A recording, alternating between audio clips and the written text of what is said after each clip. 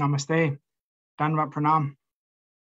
By the instruction and grace of our spiritual master, Om Vishnupad, Paramahamsa Shripad Bhakti Madhava Puri Mahārāja, we are reading Srimad Bhagavatam on this most divine day of the appearance of Sriman Krishna Chaitanya Mahaprabhu. So, Om Namo Bhagavate Vasudevaya. Canto 1, Chapter 18, Text 36.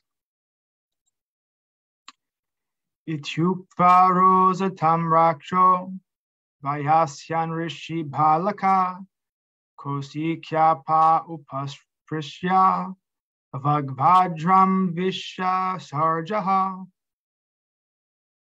The son of the rishi, his eyes red hot with anger, touched the water of the river Kausika while speaking to his playmates and discharged the following thunderbolt of words.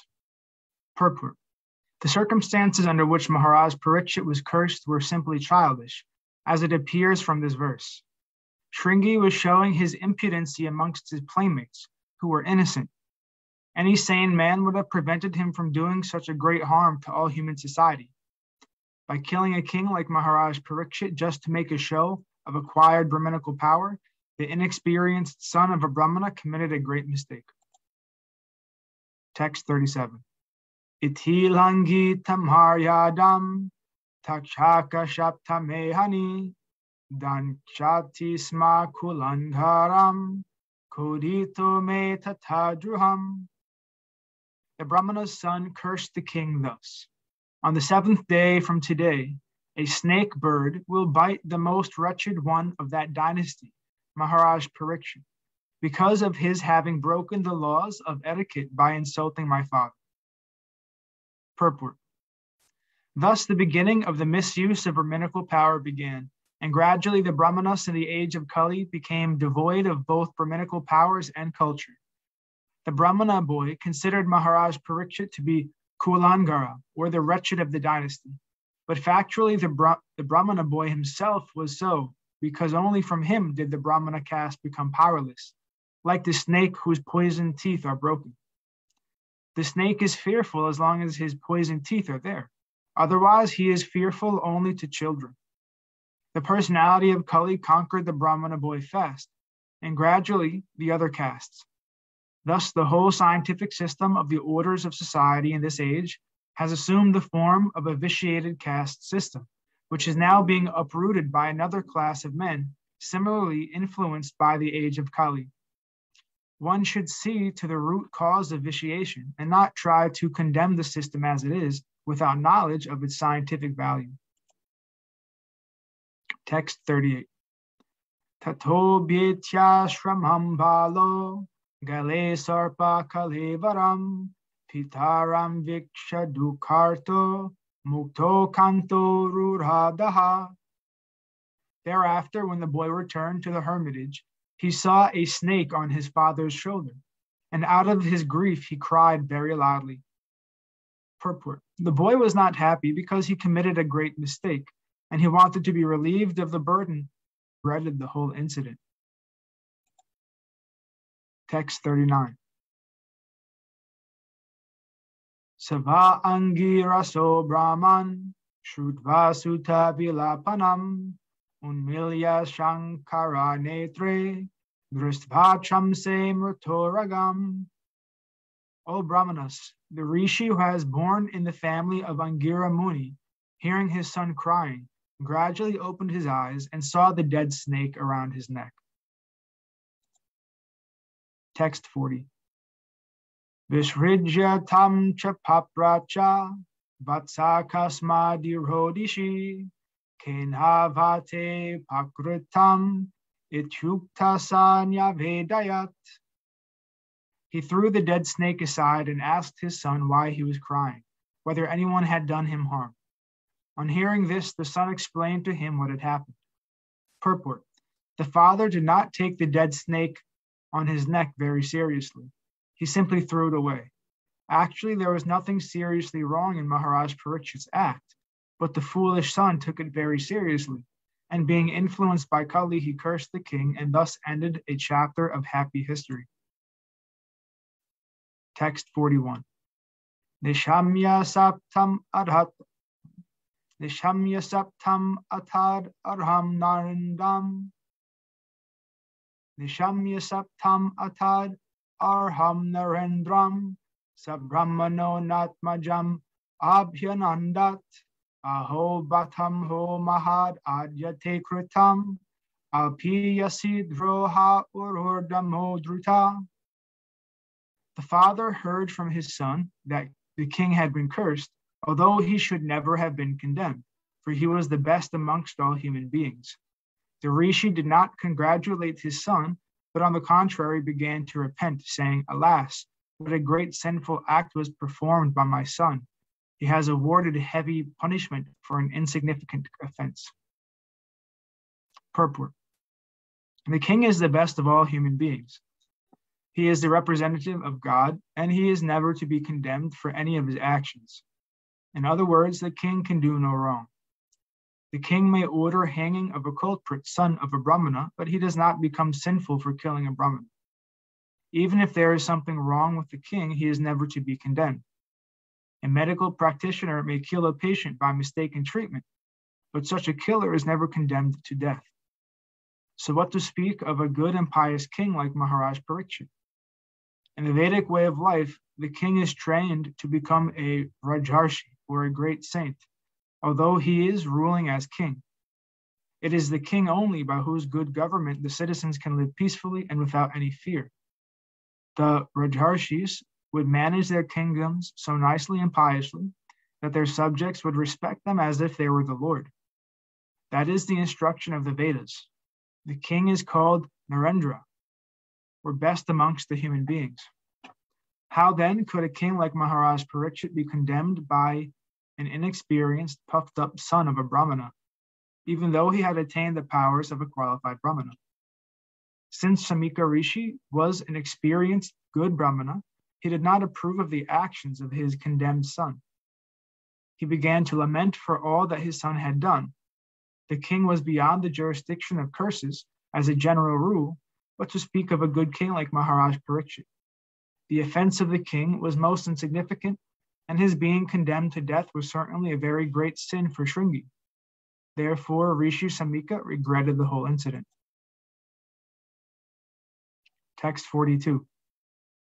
Navain Rabir Nara Devam Parakhyam Samatum Aharhasyavi Pakva Budhe Yate Jasadhur Visahena Gupta Vindanti Bhadranya Uktu Bhaya Praja.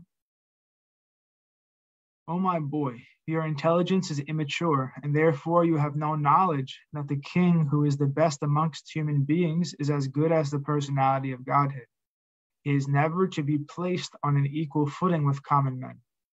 The citizens of the state live in prosperity, being protected by his unsurpassable prowess. Text 43. Alakshamane naradeva namni Ratanga panhavayam angaloka tadahi choro prachuro vinanshati arakshamano vivaruta vakshanat. My dear boy, the Lord who carries the wheel of a chariot is represented by the monarchical regime.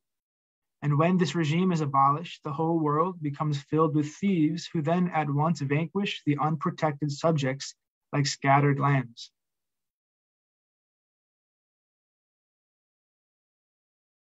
Yes. My dear boy, the Lord who carries the wheel of a chariot is represented by the monarchical regime. And when this regime is abolished, the whole world becomes filled with thieves who then at once vanquish the unprotected subjects like scattered lambs. Purport. According to Srimad Bhagavatam, the monarchical regime represents the Supreme Lord, the personality of Godhead. The king is said to be the representative of the absolute personality of Godhead because he is trained to acquire the qualities of God to protect the living beings. The battle of Kurukshetra was planned by the Lord to establish the real representative of the Lord, Mahārāja Yudhisthira. An ideal king thoroughly trained by culture and devotional service with a martial spirit makes a perfect king. Such a personal monarchy is far better than so-called democracy of no training and responsibility.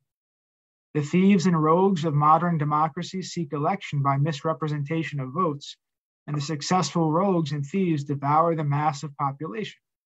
One trained monarch is far better than hundreds of useless ministerial rogues, and it is hinted herein that by abolition of monarchical regime like that of Mahārāja Parīkṣit, the mass of people become open to many attacks of the age of Kali. They are never happy in an overly advertised form of democracy. The result of such a kingless administration is described in the following verses.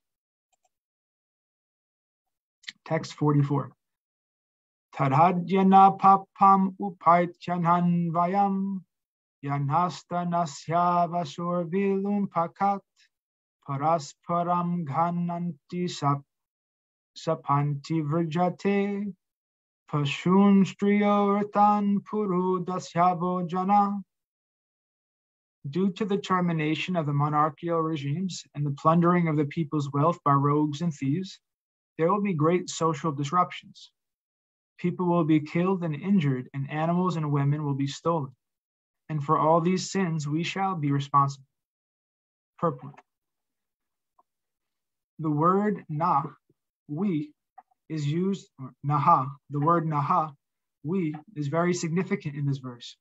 The sage rightly takes the responsibility of the Brāhmanas as a community for killing monarchical government, and thus giving an opportunity to the so-called Democrats, who are generally plunderers of the wealth of the state subjects.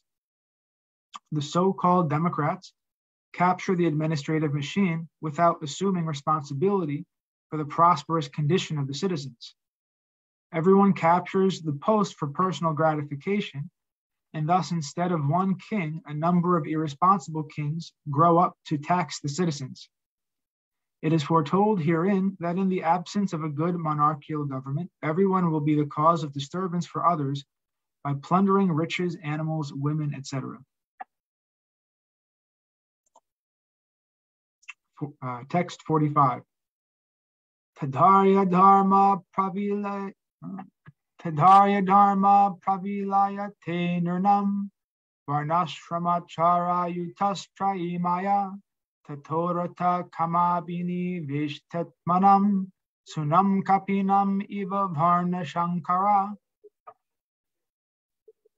At that time, the people in general will fall systematically from the path of a progressive civilization in respect to the qualitative engagements of the castes and the orders of society and the Vedic injunctions. Thus, they will be more attracted to economic development for sense gratification, and as a result, there will be an unwanted population on the level of dogs and monkeys.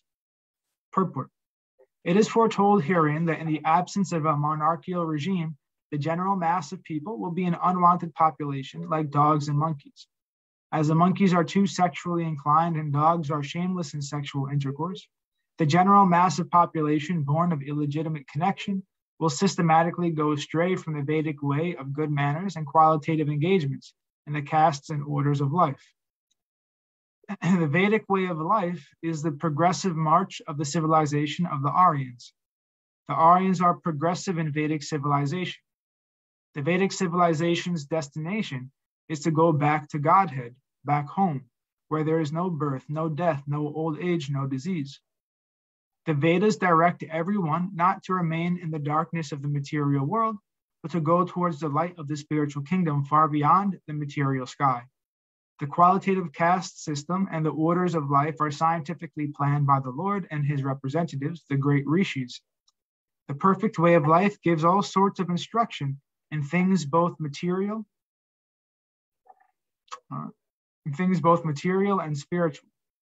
The Vedic way of life does not allow any man to be like the monkeys and dogs. A degraded civilization of sense gratification and economic development is the byproduct of a godless or kingless government of the people, by the people, and for the people. The people should not, therefore, begrudge the poor administrations they themselves elect.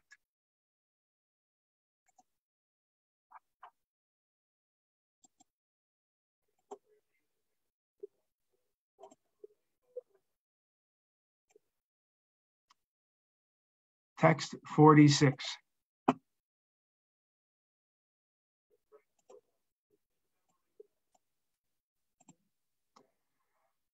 Dharmapalo narapati satu samrad vrikshakrabha sakshan mahabhagavato rajarshirhaya medhayat shutritrammayuto dino naivasmachapam arhati. The Emperor Parīkṣit is a pious king. He is highly celebrated and is a first-class devotee of the personality of Godhead. He is a saint amongst royalty, and he has performed many horse sacrifices. When such a king is tired and fatigued, being stricken with hunger and thirst, he does not at all deserve to be cursed. Purport. After explaining the general codes relating to the royal position and asserting that the king can do no wrong and therefore is never to be condemned, the sage Samika wanted to say something about Emperor Parīkṣit specifically. The specific qualification of Mahārāja Parīkṣit is summarized herein. The king, even calculated as a king only, was most celebrated as a ruler who administered the religious principles of a royal order. In the Shastras, the duties of all castes and orders of society are prescribed. All the qualities of a Kshatriya mentioned in Bhagavad Gita 18.43 were present in the person of the emperor. He was also a great devotee of the Lord and a self-realized soul.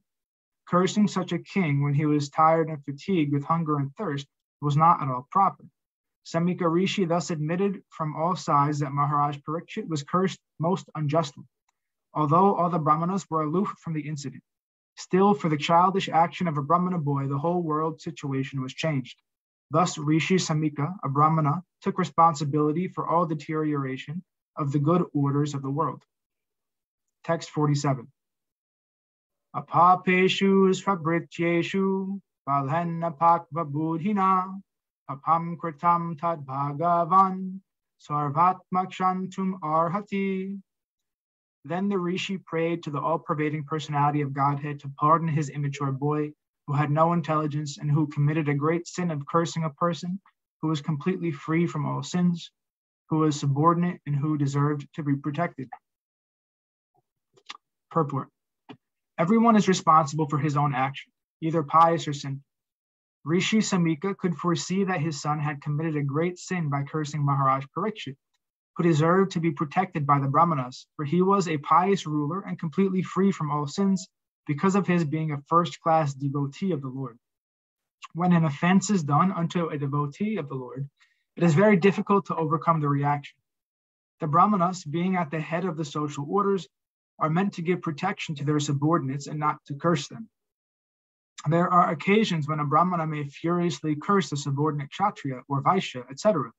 But in the case of Mahārāja Parīkṣit, there were no grounds, as already explained. The foolish boy had done it out of sheer vanity in being a Brahmana's son, and thus he became liable to be punished by the law of God. The Lord never forgives a person who condemns his pure devotee. Therefore, by cursing a king, the foolish Shringi had committed not only a sin, but also the greatest offense. Therefore, the Rishi could foresee that only the Supreme Personality of Godhead could save his boy from his sinful act. He therefore directly prayed for pardon from the Supreme Lord, who alone can undo a thing which is impossible to change. The appeal was made in the name of a foolish boy who had developed no intelligence at all. A question may be raised herein that since it was the desire of the Lord that Parīkṣit Mahārāja be put into that awkward position so that he might be delivered from material existence, then why was a Brahmana's son made responsible for this offensive act? The answer is that the offensive act was performed by a child only so that he could be excused very easily, and thus the prayer of the father was accepted. But if the question is raised why the Brahmana community as a whole was made responsible for allowing Kali into the world affairs, the answer is given in the Varaha Purana, that the demons who acted inimically toward the personality of Godhead, but have their births in the families of pious Brahmanas so that they could progress toward salvation. But the demons, instead of utilizing the good opportunity, misused the Brahminical culture due to being puffed up by vanity and becoming Brahmanas. The typical example is the son of Samika Rishi, and all the foolish sons of Brahmanas are warned hereby not to become foolish as Shringi and to be always on guard against the demoniac qualities which they had in their previous births. The foolish boy was, of course, excused by the Lord, but others who may not have a father like Samika Rishi will be put into great difficulty if they misuse the advantages obtained by birth in a Brahmana family. Thus ends our reading for today. We'll continue from text 48 on Monday, hopefully. All glories to Shri Krishna Chaitanya Mahaprabhu Jai, Shri Guru Pranim Ki Jai. All glories to Om Vishnupad Paramahamsa Sripad Bhakti Madhava Puri Mahārāja. Jai Srila Prabhupada, Srila Guru Mahārāja, Srila Guru Dev, Srila Acharya Dev, Srila Shanta Mahārāja Ki Jai. Nitai Gaura Pramanandi Hari Hari Hari Bol. Dhanyavad Pranam.